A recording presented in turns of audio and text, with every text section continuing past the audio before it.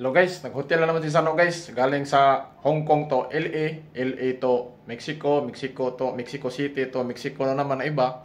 5 flight guys, ngayon naka-hotel na naman kami. Kaya i-vlog ko ito kasi parang nasa COVID naka-hotel. 4 kami, 3 Pilipino at saka isang puti na Russian.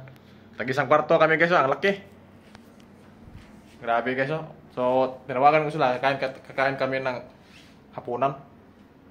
Yan guys Yan na yan Yan ako kahiga guys yan yung hotel ko guys.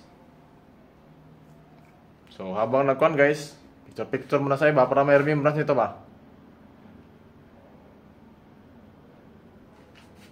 Ano guys Dala mo guys